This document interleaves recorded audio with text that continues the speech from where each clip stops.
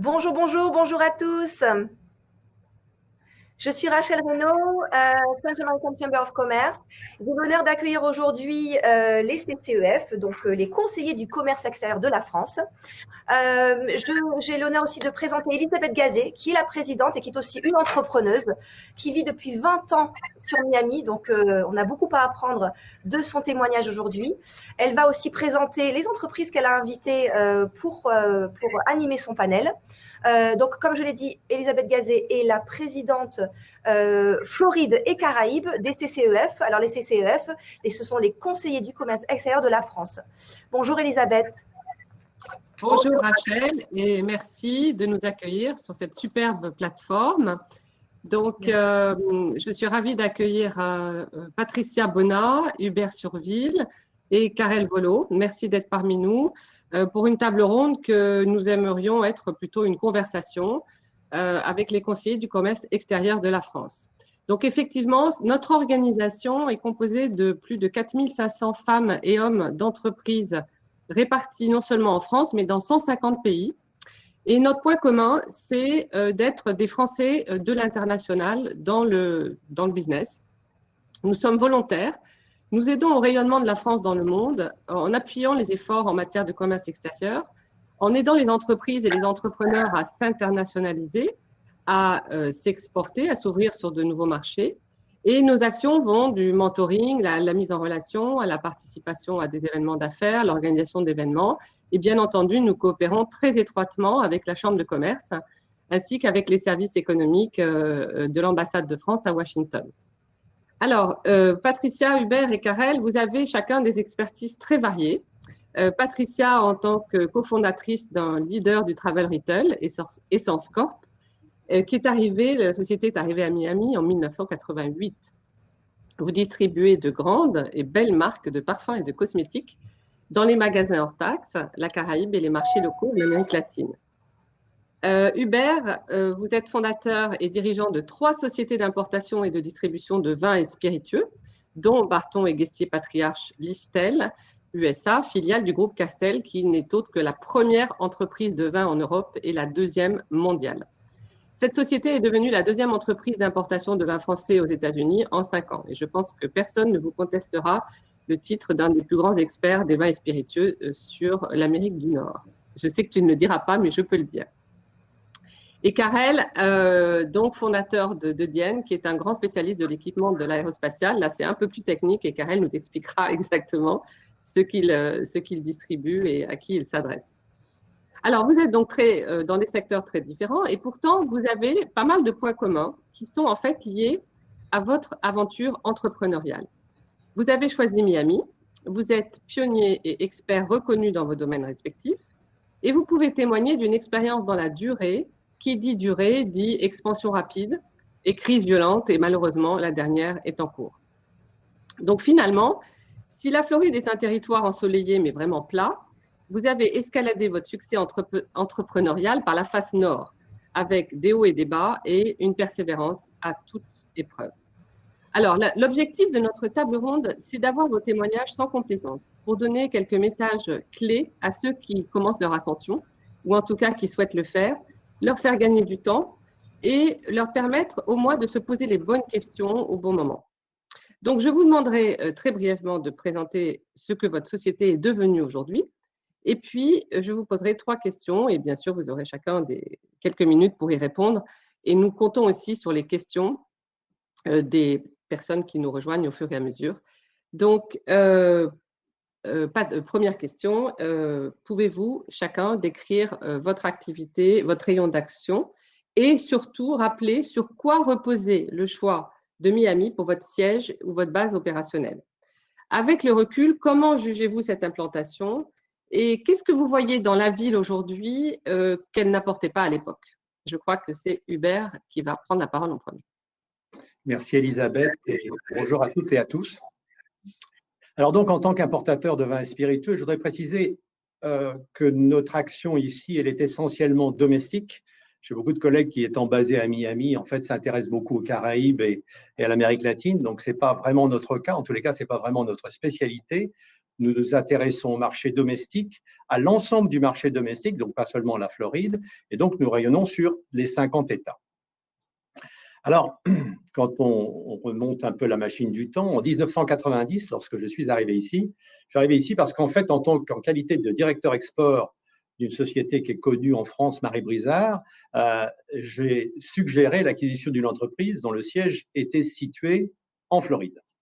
Donc ça, c'était un petit peu le hasard. On a choisi l'entreprise avant de choisir l'emplacement de Miami. Par contre, pourquoi sommes-nous restés? Parce qu'en fait, à l'époque, une entreprise d'importation de vins et spiritueux achetant essentiellement en France se devait plutôt d'être sur la côte Est. Et l'emplacement logique, c'est New York, New Jersey. Enfin, c'était New York, New Jersey. Mais en fait, la première chose, c'est qu'en analysant le coût de déménagement de l'entreprise de Floride vers New York, New Jersey, on a réalisé qu'on allait non seulement perdre le disque dur de tous les employés, mais aussi augmenter nos coûts de fonctionnement de plus de 30%. Et je crois que cette comparaison, aujourd'hui, existe toujours, puisqu'il faut rappeler qu'à New York en particulier, vous avez une triple imposition, et donc le personnel, forcément, pour avoir la même quantité d'argent dans leur poche, doit recevoir 30 à 40% de plus de salaire. C'est forcément une charge pour l'entreprise. Nous sommes également restés en Floride, car le marché de la Floride, et ça c'est un petit peu moins connu, dans le métier des spiritueux, c'est le deuxième marché, mais dans le métier des vins également. C'est-à-dire que seule la Californie est un marché plus important en volume que la Floride. Et la Floride est un marché bien supérieur à New York, New Jersey, Texas et Illinois, par exemple. Donc, c'est quand même montrer aussi que c'est un marché très important en volume. Alors, les choses qui ont changé, on peut dire évidemment que c'est presque un lieu commun. Depuis 1990, Miami a beaucoup grandi, a pris aussi du sérieux, du dynamisme et un caractère européen au même niveau que Boston et San Francisco, mais reste quand même toujours beaucoup moins cher que ces deux métropoles. Merci. Alors, Patricia, quid de Essence Corp? Bonjour. Donc, nous sommes une société de distribution de parfums et cosmétiques spécialisée, comme tu l'as dit, Elisabeth, dans le travel retail. Donc, à l'inverse de Uber, nous ne touchons absolument pas le marché domestique américain et pas celui de la Floride. Le travel retail, ce sont les aéroports, les zones frontières, mais aussi les marchés considérés duty-free, comme par exemple toute la Caraïbe, bien sûr les bateaux croisières, les zones touristiques comme Cancun, etc. Nous sommes arrivés, nous, en 88. Je ne suis pas arrivée tout seul, je dis nous parce que c'était mon mari et moi-même, et nous étions quatre employés, et aujourd'hui nous avons une belle entreprise de 60 personnes qui sont dédiées à la vente donc de parfums et de cosmétiques sur notre région. Alors pourquoi Miami? Eh bien Miami, nous arrivions de Panama qui offrait une zone franche. Et Miami s'est avéré être très rapidement la capitale, le gateway, comme on dit, de l'Amérique du Sud et bien sûr de la Caraïbe. Bien entendu, tant le port, qui est un des premiers ports de croisière, au monde d'ailleurs, mais en tout cas aux États-Unis, que l'aéroport facilite non seulement l'import et l'export des marchandises, mais aussi bien sûr la venue de nos clients. Comme chacun sait, quand on arrive d'Amérique du Sud, on s'arrête très facilement et très souvent à l'aéroport de Miami. À l'époque, Miami offrait une free zone et donc la possibilité aussi d'avoir de la marchandise inbound. Ce n'est plus un avantage que nous utilisons aujourd'hui, les taxes étant assez réduites, et donc nous nationalisons, si on peut dire, la marchandise que nous réexportons. Donc l'impact de la free zone, qui existe toujours à Miami, n'était pas très important pour nous. Ce qui est important de savoir qu'à Miami, dans notre industrie de la cosmétique, donc, c'est qu'il y a énormément de bureaux régionaux. L'Oréal est installé ici, LVMH. Et donc, je dis bien bureaux régionaux, puisque la filiale est souvent installée à New York. Mais pourquoi ont-ils installé des bureaux régionaux à Miami ou en Floride, c'est bien entendu pour la même raison que nous, c'est parce que c'est pour se rapprocher, disons, de leur marché latino-américain et de la Caraïbe. Nous sommes des distributeurs indépendants et en quelque sorte, pour les marques qui n'ont pas de bureaux régionaux, nous nous substituons à ces bureaux régionaux. C'est le service que nous offrons et nous sommes d'ailleurs le premier distributeur indépendant dans les duty-free américains après les grands groupes, comme on dit. Alors, pourquoi Miami aussi? Miami, bien entendu, a une main-d'œuvre bilingue, même trilingue, je dirais. 30% de la population est bilingue, alors que 20% ne le sont de la main-d'œuvre, je dirais, ne le sont dans l'ensemble des US. Mais exactement comme disait Hubert, et c'est intéressant, il ne faut pas croire que la Floride, cette image latine, le Texas et la Californie ont bien plus de personnes qui sont bilingues, espagnol, anglais, que la Floride. Par contre, si on veut une main-d'œuvre féminine, et dans la cosmétique et la parfumerie, on aime bien avoir beaucoup de femmes, ne serait-ce que par, disons, parce qu'on aime les parfums. La Floride a 54% de main-d'œuvre féminine, ce qui ne croyait pas que ce soit énorme, puisque les États-Unis en ont 57%, donc ce n'est pas une raison. Par contre, chez Essence Corp, nous avons 80% de femmes et 20% d'hommes, donc nous battons la parité. Voilà, je passe la parole à Karel. Merci Patricia. Oui, Essence Corp est effectivement connue pour être parité, inclusive. Donc, c'est une société qui a beaucoup de titres et modèles à Miami. Alors, Karel, donc si tu peux nous… Alors là, en une phrase, c'est un peu compliqué, mais si tu peux nous expliquer. Je vais essayer de faire, donc, venant de Toulouse, partenaire d'Airbus sur les conceptions de tout ce qui est GSE, donc Ground Support Equipment, et les outillages pour la fabrication et la maintenance des avions. Dans la fin des années 90, début 2000, Airbus nous a poussé à aller à l'étranger pour supporter leurs clients et aussi commencer à préparer la production américaine. Il faut savoir que pour pouvoir vendre des produits français ou européens aux États-Unis, la question de produire aux États-Unis était déjà de fin 90 dans la question de savoir on veut vendre plus, donc il faut fabriquer aux États-Unis, même si c'est des produits franco-européens. Donc, visite bien sûr des pôles aéronautiques. Les pôles aéronautiques aux États-Unis, c'est Seattle parce qu'il y a Boeing, un peu en Californie avec certains matériaux, Washington pour Airbus et bien sûr New York qui est une bonne plateforme aéronautique aussi. On a aussi Dallas et Miami qui en fait dans les années 90 était un peu la plateforme aéronautique avec une mauvaise connotation, mais qui a montré que les fabricants d'avions ou de moteurs s'intéressaient à cet endroit. Pourquoi? On est dans le point zéro des États-Unis, on appelle le point zéro, donc c'est le point le plus bas des États-Unis qu'on peut se trouver, et c'est surtout une porte ouverte pour ces métiers dans le nôtre, pour l'Amérique latine. C'est-à-dire que tout ce qui arrive de l'Europe, en général, qui va sur l'Amérique latine, passe par Miami. On a un port maritime et en général, ça passe par Miami et après, ça passe par Panama pour attaquer de l'autre côté. La satisfaction aussi, c'est la plage horaire par rapport à un côté ouest où on a 9 heures. Si vous travaillez avec l'Europe, Miami donne une plage horaire de pouvoir travailler ensemble pendant 6 heures. Alors que si vous êtes la côté ouest des États-Unis, vous allez pouvoir travailler pendant 3-4 heures en tirant un peu les horaires. Il y a une question fiscale qui est très intéressante sur la Floride aussi, étant donné qu'en Floride, il y a une différence de taxes au niveau fédéral et au niveau État qui est différente que par exemple New York où il y a même des taxes sur la ville et d'autres taxes. Donc le choix a été fait de développer une société nous-mêmes, dans le sens que d'acheter des fois aussi un Américain peut coûter quelques sous parce qu'ils ont des calculs un peu différents des nôtres européens. Et donc, le choix de Miami est venu aussi de la vie que vous pouvez avoir. C'est une destination dans le monde entier où tout le monde veut venir.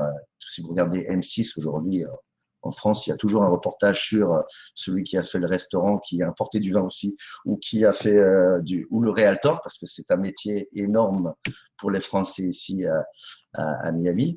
Et aujourd'hui, c'est une destination un peu de rêve, parce que si vous avez une famille et que vous voulez, en tant que latin français, avoir une vie un peu complètement différente que la vie en France, Miami vous offre une vie un peu plus latine que les autres endroits des États-Unis et la Floride. Alors la Floride est divisée en deux, hein. Il y a la partie nord et sud qui est vraiment différente.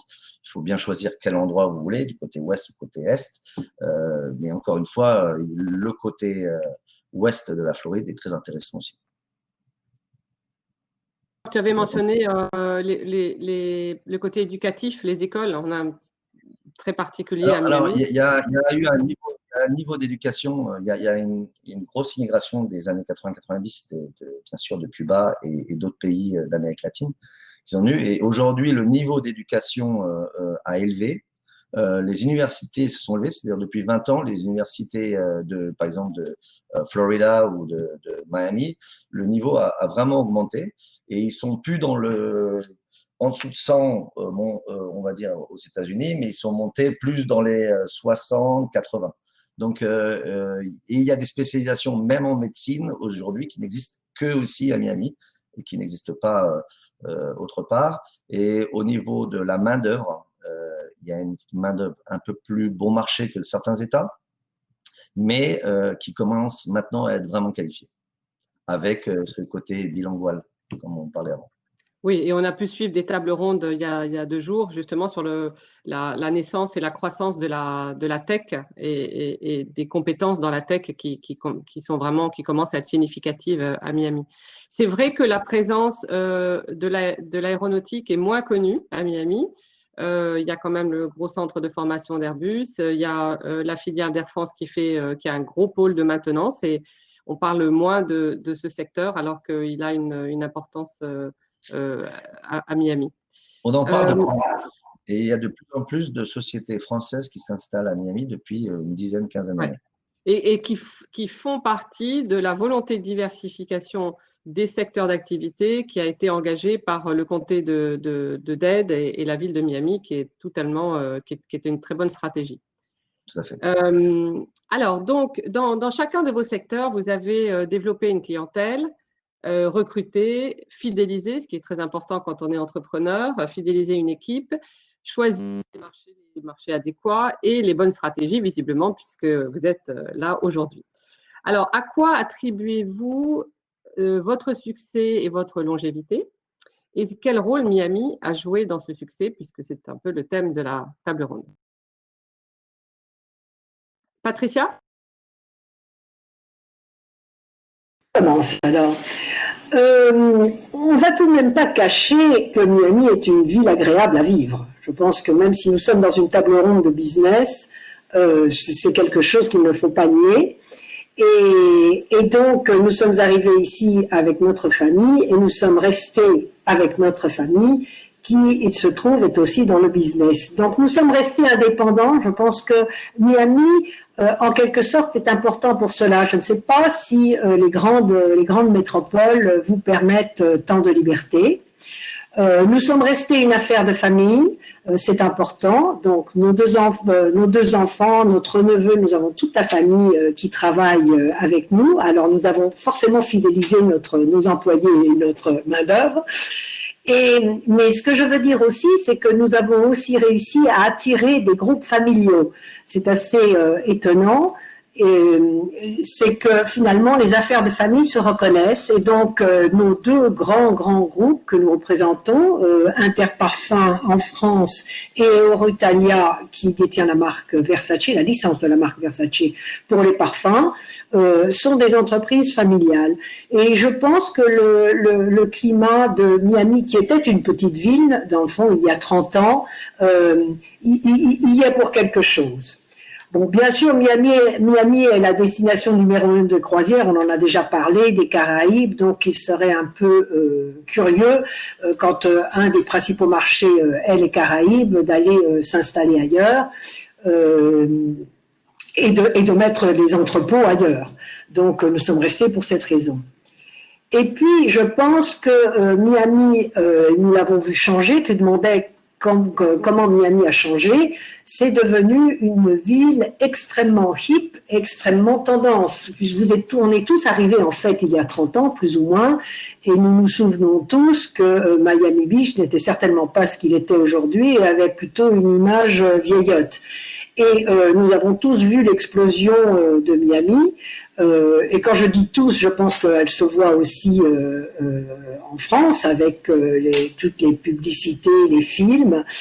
Mais en particulier dans les produits de luxe, nous avons vu un développement très intéressant avec, bon, je pense en particulier au Miami Design District, puisque le groupe LVMH s'est allié avec le génial Greg Robbins pour le développer. Et ça a enlevé cette image d'une ville un peu désuète et un peu vieillotte, et ça l'a tout à coup mis, ça a remplacé, disons, les top modèles d'il y a 30 ans. Et puis bien sûr, Miami aussi a développé une image d'une ville culturelle, ce qui va assez de pair en fait avec les produits de luxe, avec tous les développements que nous connaissons, les musées, les centres culturels, le Arts Center, etc. Donc c'était une raison certainement de rester pour des raisons personnelles et aussi pour des raisons d'entreprise. Oui, tu disais que Miami était un peu un laboratoire de tendance aujourd'hui, c'est-à-dire qu'il y a beaucoup de modes qui naissent ici, et je crois qu'Hubert, pour enchaîner après sur la partie vin et spiritueux, il y a aussi des marchés en Miami et en Floride, des marchés qui sont un peu des marchés tests par rapport au reste du pays.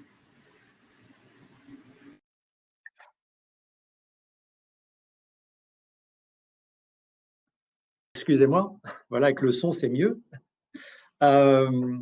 Oui, le marché de Miami, on le sait, est considéré comme un des 3 marchés créateurs de tendance aux États-Unis. Ce n'est pas seulement vrai dans les vins et spiritueux, mais évidemment, c'est là où les modes et les marques naissent avant le reste des États-Unis. C'est un fait aujourd'hui. Dans notre monde des vins et spiritueux, où les lois sont la date de la prohibition, en 1930, on a beaucoup de particularités. L'une d'entre elles, c'est que en tant qu'importateur, et par extension les châteaux, les vignes et les distilleries, ne peuvent pas vendre aux consommateurs et ne peuvent pas vendre aux magasins ou aux bars. On doit vendre d'abord à un grossiste. Et il se trouve qu'à Miami se trouve le siège du plus grand grossiste, le plus important grossiste des États-Unis en vin spiritueux, Southern Wine and Spirits, et avec un chiffre d'affaires de près de 20 milliards de dollars, on peut penser quand même que c'est presque le plus grand grossiste du monde, au-delà des États-Unis. C'est dire l'importance d'une situation comme celle-ci, puisqu'on peut être tout à fait proche du siège. Et j'entendais Patricia parler des liens familiaux. Une des particularités des États-Unis, c'est qu'en fait, on traite beaucoup avec des entreprises indépendantes, malgré tout, ou en tous les cas avec des gens qui sont actionnaires ou majoritaires. Et dans ce métier des vins et spiritueux, la quasi-totalité de mes clients sont indépendants, quelle que soit leur taille. Plus de 10 grossistes ont des chiffres d'affaires supérieurs aux milliards de dollars et ne sont pas cotés en bourse. Donc ça, c'est quand même une particularité exceptionnelle. Et je reviens sur la location, la situation de Miami, parce qu'en fait, tous ces gens qui, pour la plupart, sont dans le Nord, à l'exception donc de Southern Wine and Spirits, qui couvre, lui, 41 États, ces autres grossistes, dont le siège est souvent dans le Nord, eh bien, ont un pied-à-terre, on dira ça comme ça, à Miami ou à Fort Lauderdale ou à Naples, mais en tous les cas, pas très loin, et donc profitent de leur passage dans leur lieu de villégiature pour nous rendre visite, avoir un business meeting. Et donc, ça nous permet finalement de les avoir chez nous et donc d'avoir toute leur attention par opposition à une visite chez eux.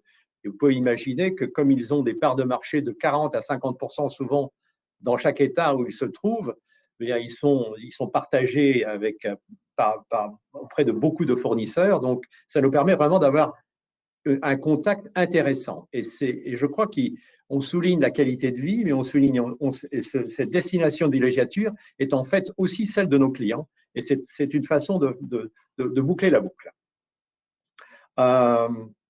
Voilà, en fait, si vous voulez, ce sont les points essentiels qui, à mon sens, justifient le succès qu'on peut avoir en établissant un importateur aux États-Unis. Oui, les clients sont Karen?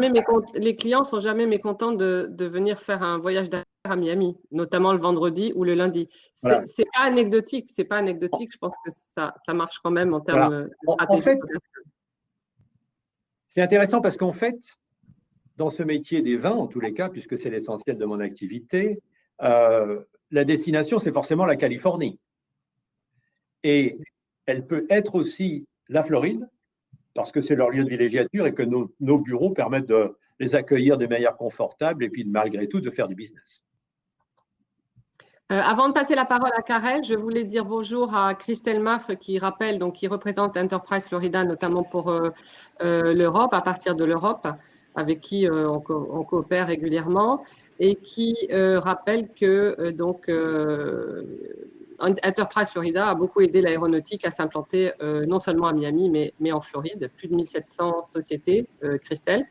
Et je vois qu'il y a une question à laquelle on a déjà un peu répondu, mais on va continuer sur comment retient-on les talents à Miami, sachant que les salaires sont supérieurs dans d'autres États. Donc, on a déjà parlé de la qualité de vie, mais je pense que Karel et Patricia Hubert, si vous voulez revenir sur le sujet, vous êtes la bienvenue.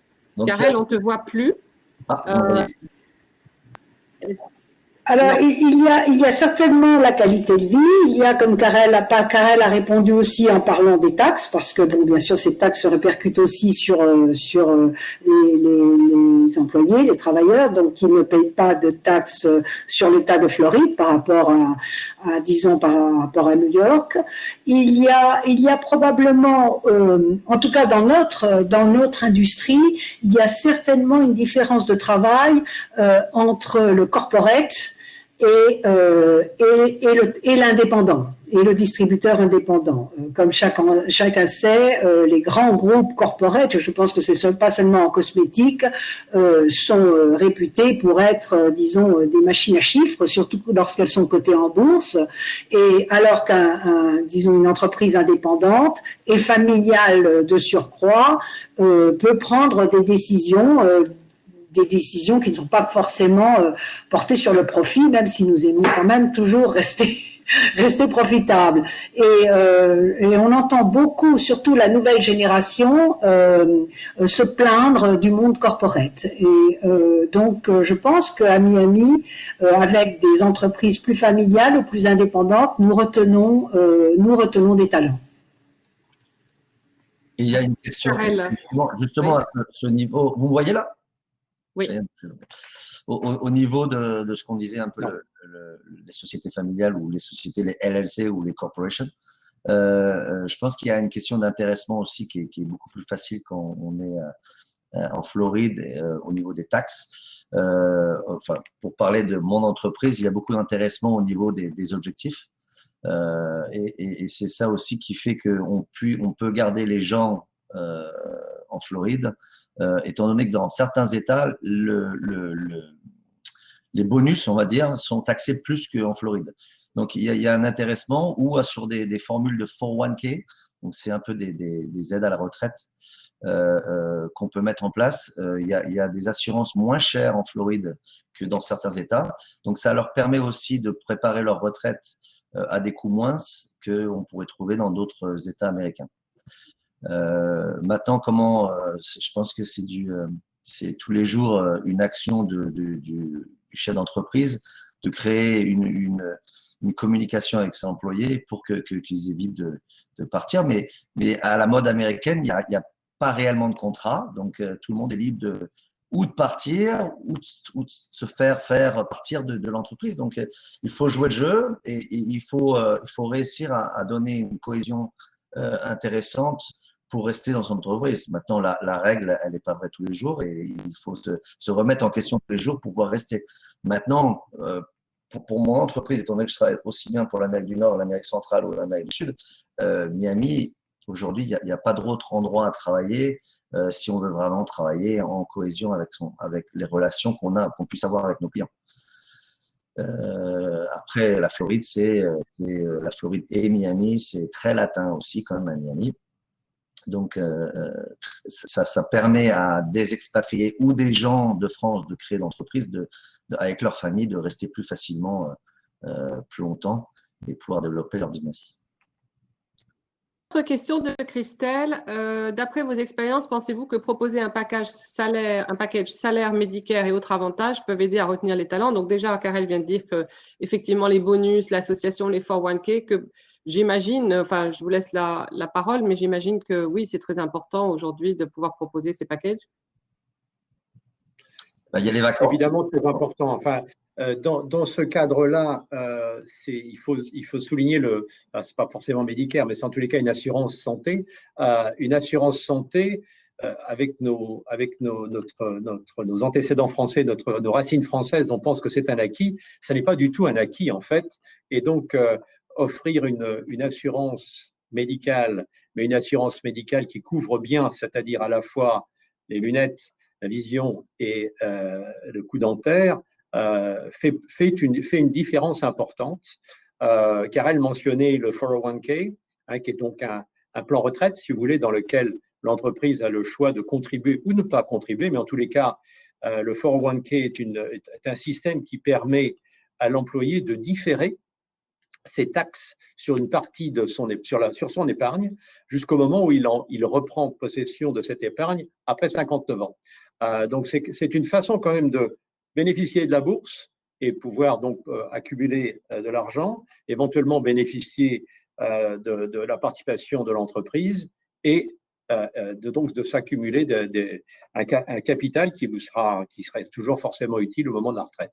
Et de plus en plus, cet élément 401k, je dois dire, est un élément décisif pour peut-être pas embaucher, mais en tous les cas pour retenir les bons employés. Je le constate et ce n'est pas le cas il y a une quinzaine d'années.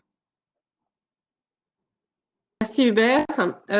Donc on a dit taille humaine des entreprises pour fidéliser, taille humaine, associer les talents, leur permettre d'avoir des bonus et ces bonus sont moins taxés. Et puis, bien sûr, la qualité de vie et la qualité des services. Patricia, oui. Oui, et il y a aussi quelque chose, c'est la continuous education, c'est-à-dire que c'est en général, on essaye d'offrir à nos employés des avantages s'ils veulent, bien sûr, nous devons. Oh, je ne sais plus parler français, approuve. Mais donc, soit des cours de langue, soit des cours à l'université, soit des cours tout simplement d'Excel, soit des cours de toutes sortes. Et ça, la continuous education est quelque chose qui est déductible donc d'impôts. C'est une dépense d'entreprise et qui peut aller jusqu'à 2% du salaire. Et ça retient énormément d'employés ou ça les incite à s'améliorer. On essaie de les accompagner dans l'étape suivante en espérant qu'ils ne partiront pas, mais qu'ils deviendront des managers, qu'ils grimperont l'échelle plutôt dans notre entreprise. Mentionnons aussi, notamment j'en ai parlé avec des membres du comité de commerce extérieur d'autres secteurs, que le fait qu'il y ait une diversité de secteurs, il y a moins cette compétition intense, chasse aux talents de la tech, par exemple, dans la Silicon Valley, où en fait les petites entreprises forment des talents qui sont immédiatement recyclés dans les GAFA. Et donc, ça devient ingérable. Et d'ailleurs, il y a des sociétés qui sortent de la Silicon Valley parce que c'est totalement, quand elles sont de petite ou de moyenne taille, c'est totalement impossible. Alors, on va passer à la question suivante et il y a une transition qui est faite avec la question de Apali Corradin. Bonjour Apali. Donc là, c'est un peu c'est pas la question qui fâche, mais c'est un peu les côtés plus compliqués et plus complexes de la ville. Donc, Apali mentionne que l'implantation des grandes entreprises avec beaucoup d'emplois est parfois limitée par le manque d'infrastructures urbaines, transport public, éducation publique comparée à d'autres grandes villes américaines. Un plus grand flux de grandes entreprises diversifierait l'économie et serait salubre aux PME. Oui. Alors, la question que j'avais, qui est un peu liée, c'est aujourd'hui, Miami est vu comme une implantation attrayante avec beaucoup de promesses, mais certains entrepreneurs ont été déçus ou sont parfois déçus rapidement et réalisent qu'il y a des obstacles qu'ils n'avaient pas prévus, qu'ils avaient sous-estimés. Alors, quels conseils propres à Miami donneriez-vous aux entrepreneurs pour que la réussite soit au rendez-vous et pour surtout qu'ils mettent le plus de chances possible de leur côté? Qui veut commencer? Peut-être Je commence? oui.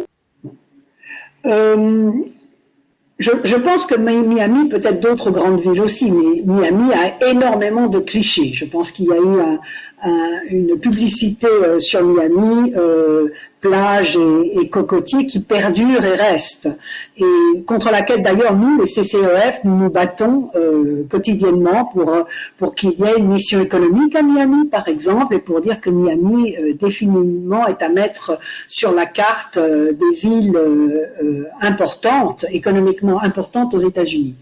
Et donc, parmi ces clichés, à part la plage et les cocotiers, il y a aussi le fait que c'est une ville latine. Et bien sûr, c'est une ville latine, mais ce n'est pas parce qu'on pense qu'on connaît ce que sont les latinos, comme on dit, ou qu'on aime Cuba, qu'on connaît Miami et qu'on va savoir comment ça fonctionne. Je ne parle même pas de la Floride. La Miami n'étant, comme chacun sait, n'est absolument pas la Floride. D'ailleurs, il y a un test assez amusant, c'est que les Français qui vous disent qu'ils connaissent très bien Miami à la Floride, vous devriez leur demander quelle est la capitale de la Floride, et vous seriez très étonné de leur réponse. Donc ça c'est une chose, c'est aussi pas le sud. La Floride, ce n'est pas le sud des États-Unis, ce n'est pas un État sudiste, c'est un État qui est différent. Mais c'est quand même le 4e État américain, donc extrêmement important, avec 85% d'urbanisation. Et par contre, les grandes villes, ce n'est pas seulement Miami.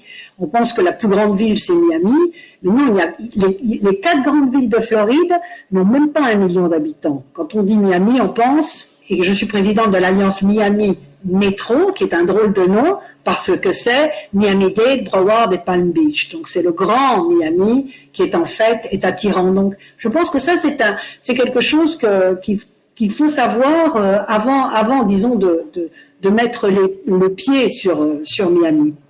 Et alors après le deuxième conseil plutôt ça serait du côté business. Et je pense qu'il est valable partout, pas seulement à Miami. C'est d'arriver avec un business plan bien verrouillé. Nous le savons, nous, les CCE, puisque nous avons des sessions de mentoring souvent avec des jeunes entreprises, et nous sommes assez étonnés, disons, du laisser-faire et de l'à peu près avec lequel ils arrivent. J'aime pas généraliser. Il faut développer un marketing plan, avoir une stratégie, savoir parler retour sur investissement. Parce que même si c'est valable sur toute la planète, un prospect américain sera extrêmement pointu sur les chiffres et va vous demander immédiatement What can you do for me? Et alors, nous avons tous un peu l'impression qu'eux arrivent en disant What can you do for me? Donc ça, c'est un des conseils que je donnerais. Et bon, il y a les anecdotes amusantes sur les palmiers et les cocotiers. Dans notre monde, par exemple, de la cosmétique, tout le monde s'imagine qu'il faut faire une publicité avec une fille en bikini sur une plage, et ce n'est absolument pas le cas. Si vous voulez développer une crème solaire, mieux vaut aller voir du côté du FDA si les ingrédients sont approuvés et comment vous allez trouver une chaîne de distribution, un grand magasin qui distribue, etc., etc. Voilà. Patricia, alors Hubert, pour éviter les écueils. Peut-être je voudrais rebondir sur les chats que je vois apparaître là sur l'implantation et sur le flux de gens et la sécurité, parce que je vois qu'il y a un aspect criminalité qui sort. J'ai le privilège de vivre à Miami depuis 30 ans. Et j'ai connu un Miami beaucoup plus dangereux que celui que nous connaissons aujourd'hui. Et je crois qu'il faut le souligner. Le Miami qu'on connaît aujourd'hui me paraît extrêmement sécure. En tous les cas, c'est ma vision aujourd'hui. Il faut rappeler qu'à l'époque, il y avait vraiment beaucoup de problèmes avec les visiteurs, avec les loueurs de voitures. Les gens se faisaient hacker en sortant de l'aéroport. Ce n'est plus du tout le cas. Et il y a une raison pour ça. Miami est une destination non seulement pour les Européens, mais aussi pour les Américains, et évidemment pour les Américains. Et les Américains ne vont pas en villégiature dans un endroit dans lequel ils ne se sentent pas en sécurité. Et donc, cette menace sur le business, sur le fondement du business de Miami, a fait que le Grand Miami, le Miami Métro, comme dirait Patricia, ont pris des mesures sur la sécurité des visiteurs et qui ont été particulièrement efficaces. Et personnellement, je trouve qu'il y a eu une belle évolution dans ce sens. Alors, bon, les écueils d'une implantation à Miami, j'ai envie de dire, c'est le fait de vivre dans une ville dans un marché vibrant et très actif ne doit pas nous faire perdre la tête, hein. Donc, il faut quand même garder toujours ces valeurs, hein, les valeurs auxquelles nous tenons dans la vie. Et s'adapter ne veut pas dire qu'on perd notre personnalité quand même, hein. Il faut garder les deux pieds sur terre en termes de gestion. On parlait de contrôle budgétaire avec Patricia tout à l'heure, donc contrôle des coûts évidemment. C'est très tentant de dire, de confondre dépenses et investissements, hein. Donc, c'est vrai partout et c'est peut-être encore plus tentant évidemment à Miami. En cas d'échec, j'aimerais dire quand même aussi sur Miami, je dirais que le marché de la Floride, et Karel a parlé de la division, la dichotomie entre le nord et le sud, et aussi en parlant de l'est et de l'ouest, et dans notre métier, on considère qu'il y a au moins 4 grands marchés. Si on est dans les spiritueux, en Floride, l'alcool que Orlando va boire le plus, c'est le scotch, influence new-yorkaise. À Jacksonville, qui est une autre métropole, ça va être le bourbon, c'est l'influence forcément du Midwest. À Tampa, Saint-Pétersbourg, ça c'est l'influence de la I-75, pour ceux qui connaissent la géographie, hein, c'est l'autoroute qui va de Toronto à Tampa, Saint-Pétersbourg. Eh bien, on boit du whisky canadien. Et à Miami et dans le sud, on va plutôt boire des vodkas importés. Est-ce que ce cliché, évidemment, c'est une simplification, tout de même souligne l'énorme différence qu'il peut y avoir entre ces 4 métropoles. Et donc, considérer, si l'investisseur s'intéresse au marché de la Floride, qu'il n'y a qu'un marché monolithique sur l'ensemble de la Floride, c'est une grave erreur. Il y a vraiment 4 marchés et en cela, le seul marché de la Floride est vraiment un bon cas de figure. On peut rencontrer avec un seul grossiste, avec un seul distributeur, 4 équations bien différentes à résoudre, mais aussi 4 opportunités d'avoir un succès, qui peut avoir valeur d'école et de résonance sur les autres États. Et donc, parce que réellement, ce marché est vu comme un incubateur par beaucoup de gens, et la variété de ces cultures en fonction des villes permet réellement une adaptation aux autres marchés. Évidemment, le fait d'être ici en Floride fait de nous, en tous les cas dans les yeux de nos clients distributeurs, des spécialistes de ce marché de la Floride, et par voie de conséquence, ils s'attendent au moins à avoir un succès pour nos produits dans cet État. Et donc, garder en cela en mémoire qu'il y a bien au moins ces 4 palettes et ces 4 pistes d'atterrissage pour nos produits sur l'État de Floride est quand même une chance inouïe, parce que c'est pas dans tous les États qu'on va retrouver cette diversité. Pour parodier la chanson, If you can make it here, you can make it everywhere. Non? Voilà. Merci Hubert. Alors Karel, donc. On a 2 minutes, donc je vais faire assez rapide. Non, ça va parce qu'en fait, je crois qu'on a en fait un peu plus de 45, hein, donc c'est OK. Je vais juste revenir sur les infrastructures, la question de l'implantation. Donc Miami, c'est vrai qu'il n'y a plus beaucoup de place, hélas, donc ça s'étend un peu plus au nord, au sud, mais il y a moins de place, donc un peu plus au nord. Mais au centre de la Floride, pour parler un peu de l'entreprise en Florida, qui est toujours présent sur le Bourget, par exemple, au salon, ou qui est toujours présent pour essayer d'amener des sociétés étrangères en Floride. Les sociétés d'aéronautique, par exemple, vont se créer plus dans le centre de la Floride, où il y a beaucoup plus de place. Il y a dans certains comtés, ils vous donnent même le terrain pour construire en Floride. Miami-Dade, pas vraiment. J'ai pas eu beaucoup d'aide pour construire un terrain ou pour même m'implanter. Mais sur la Floride en général, il y a des aides qui existent locales.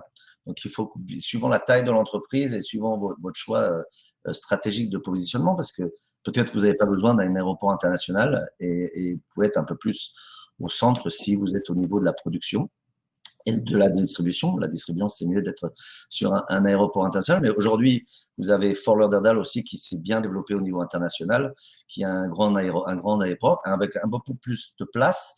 Et on va dire, l'immobilier est un peu moins cher que sur Miami. Donc, il y a une flexibilité. Encore une fois, il y a le nord, le sud. Il y a des endroits, il faut vraiment avoir faut pas se dire, on va être à Miami parce que c'est partout dans le monde qu'on connaît Miami. Il y a vraiment une étude à faire. On est là aussi pour vous aider à faire des bons choix. Il n'y a pas qu'entreprise en Florida. Et puis, on est très marqué français. Donc, on connaît vos problèmes sur l'ouverture sur la Floride. On est passé par là. On est passé par vos meilleurs amis, va être votre avocat d'immigration, va être votre realtor. Donc, on en a une très, très bonne avec nous. Vous pouvez la contacter si vous cherchez quelque chose sur Miami. Mais votre avocat d'affaires, votre avocat des ressources humaines, parce que faut savoir que c'est un peu à la cow-boy des fois, donc il n'y a pas vraiment de règles, mais il y a des règles quand même. Et puis c'est votre expert comptable qui va vraiment vous aider. Donc il y en a beaucoup des franco-américains qui sont ici, qui ont développé leur business, dont Olivier Sureau qui est sur Miami, qui fait partie un peu de l'équipe, qui va vous aider à faire une transition entre votre fiscalité française et votre fiscalité américaine, aussi bien personnelle que d'entreprise. Et enfin, nous tous, que vous pouvez voir, on utilise plus ou moins les mêmes personnes. Donc, on dira jamais. Je t'interromps, Karel, mais on dira jamais assez l'importance d'écouter, de parler à ceux qui sont là depuis longtemps, de prendre le temps de pas s'emballer. Pour pas faire d'erreur. Finalement, c'est pas une si grande ville que ça. Les informations se recoupent, mais encore faut-il écouter et ne pas jouer, comme tu dis, le champion du monde qui pense tout. Ah ouais, on en a vu beaucoup de champions du monde là, qui sont venus nous dire comment il fallait faire aux gens qui étaient là depuis des années. Hélas, champions du monde, il y en avait beaucoup qui se sont arrêtés. On a vu beaucoup de Français passer, donc il faut vraiment se stabiliser sur une stratégie. Vraiment poser les bonnes questions. Sans famille, on ne peut pas vraiment faire quelque chose. Bon, pour les célibataires, c'est plus facile de s'adapter, mais en famille, il faut vraiment poser les bonnes questions, demander les écoles, demander la structure, demander les assurances. Et je pense que nous sommes là aussi pour aider nos compatriotes qui viendraient en Floride. Alors, avant de passer à la question surprise finale, je voulais parler d'un aspect que vous n'avez pas mentionné, et pourtant vous en êtes un peu des champions. C'est que pour être bien implanté, pour réussir son implantation aussi à titre personnel, et ça c'est moins français dans la mentalité, il faut aussi faire partie de la communauté. Il faut aider, il faut être bénévole, il faut s'engager dans des causes quelles qu'elles soient en fonction de vos sensibilités. Mais il y a beaucoup de choses à faire, il y a beaucoup d'aide à apporter aussi, et il faut en fait faire partie de l'évolution de cette ville qui est encore en plein boom finalement.